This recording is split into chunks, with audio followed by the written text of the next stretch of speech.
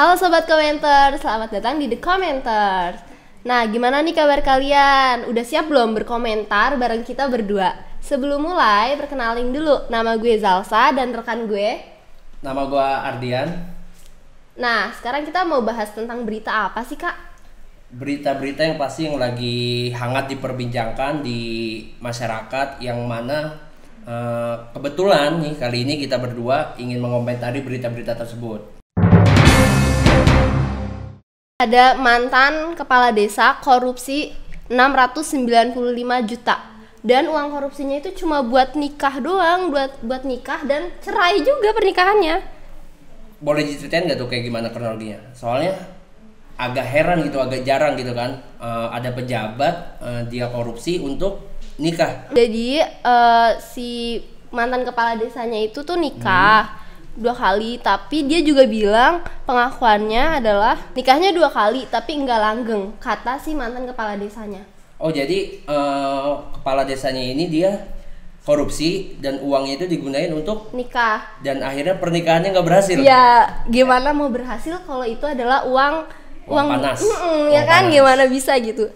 Dan selain itu nggak cuma buat biaya nikah, tapi uang setelah buat biaya nikah itu adalah buat digunain digandakan ke dukun. Biar lebih banyak mungkin ya maksudnya. Oh, dia sempat ke dukun juga? Iya, sempat. Jadi uangnya sekitar 150 jutaan itu digandakan ke dukun gitu. Oke, next berita selanjutnya ada apa nih? Dari selebgram nih. Tadi kan bilang cerai kan, si mantan kepala desanya tuh cerai. Ini juga selebgram yang kemarin tuh ya udah lama lah viral tentang perceraiannya.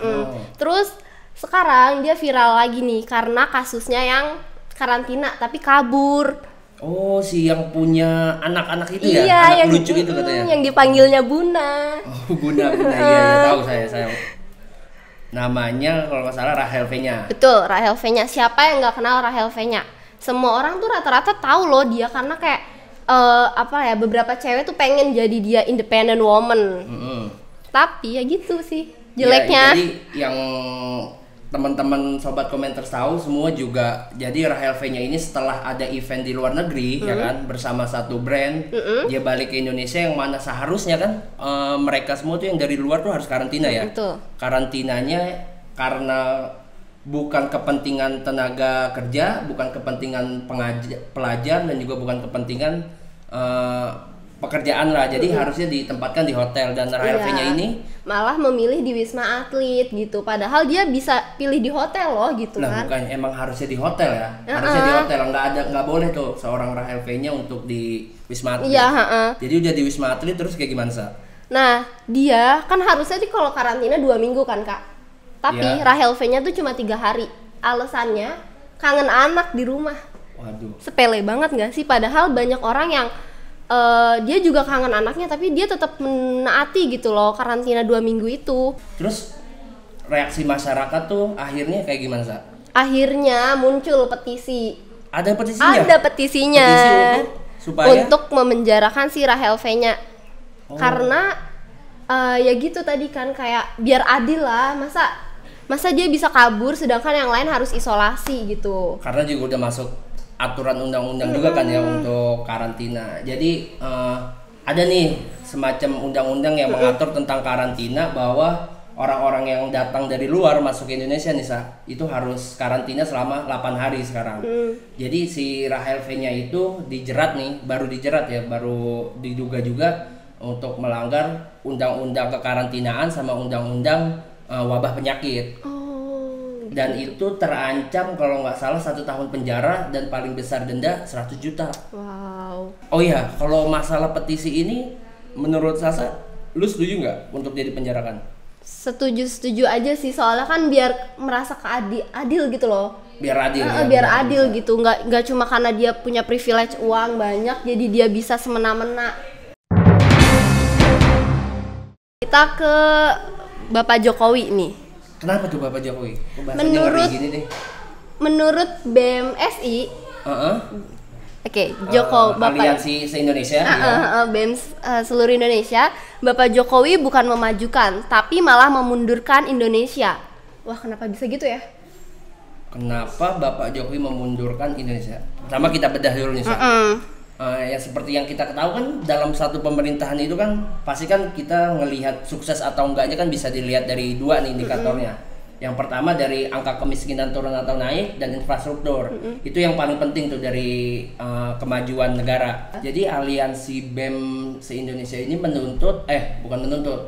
menyatakan bahwa pemerintahan Jokowi itu malah memundurkan Indonesia dan bukan memajukan Indonesia. Jadi ya kita harap juga di zaman Pak Jokowi masih ada sisa 3 tahun lagi nih. Mohon Pak Jokowi untuk membenahi anak buahnya supaya kerja ya. Karena negara kita demokrasi ya, betul. Semua kembali ke rakyat. Apa betul. Kata rakyat harus tolong dipenuhi, Pak. Betul. Kita menuntut yang terbaik untuk negara kita semua. Nah, kali ini tuh ada berita yang sangat mengharumkan nama bangsa Indonesia. Ya. Oh iya, yang tentang bulu tangkis ya? Iya bener, Jonathan Christie di Piala Thomas 2020 penentu Indonesia juara. Jadi di Thomas Cup ini tuh Indonesia nih jadi juara lagi setelah 19 tahun nggak memegang trofi itu gitu. Kompetisi beregu secara internasional, akhirnya Indonesia menang setelah 19 tahun. Iya betul. Dan di final itu kalau misalkan Sasa ikutin bulu tangkis gak sih? Enggak, sejujurnya enggak terlalu suka olahraga. Nggak suka olahraga? Enggak. Nah kebetulan gue pecinta bulu tangkis, jadi gue sangat concern kan sama bulu tangkis. Karena udah penantian 19 tahun nih, akhirnya kemarin pas gue nonton, gue kan juga nonton live ya, live di TV, itu tuh kayak wah banget gitu setelah 19 tahun. Walaupun kemarin sebelumnya ada Grecia Poli menang Olimpiade. Iya benar. Cuman kan secara bulu tangkis, secara prestasi juga Olimpiade itu emas itu udah wajib lah disumbangkan. Dan tahun ini juga Olimpiade kemarin menyumbangkan lagi, dan sekarang akhirnya Thomas Cup itu Indonesia udah menang kurang lebih 14 kali. Kalau saya pengen tahu Thomasnya dong ya, bukan Ubernya. Kalau Ubernya itu entah 9 apa 5 kali menang juara. Nah tadi kan bangga, tapi sayangnya nih Kak, bendera Indonesia tuh nggak bisa dikibarkan. Ya. Sedih sih itu kayak kita harusnya bangga tapi malah bendera Indonesia nggak boleh berkibar gitu loh di Thomas Cup itu. Benar. Jadi kalau Sasa tahu ketika Indonesia menang nih jadi perbincangan nih, kok yang mengibar itu malah bendera PBSI bukan bendera Indonesia. Sasa tahu nggak alasannya kenapa? Enggak, kenapa tuh Kak? Jadi kenapa bendera Indonesia nggak bisa mengibar, karena tuh ada masalah dengan badan internasional namanya Badan Anti Doping Internasional. Indonesia itu nggak melaporkan catatan tes dopingnya atletnya kepada badan ini namanya WADA, Badan Anti Doping Internasional, agensi Badan Anti Doping Internasional kayak gitu. Indonesia selama 2020 dan 2021 itu nggak melaporkan hasil tes dari doping para atletnya. Akhirnya WADA ini memberikan sanksi kepada Indonesia.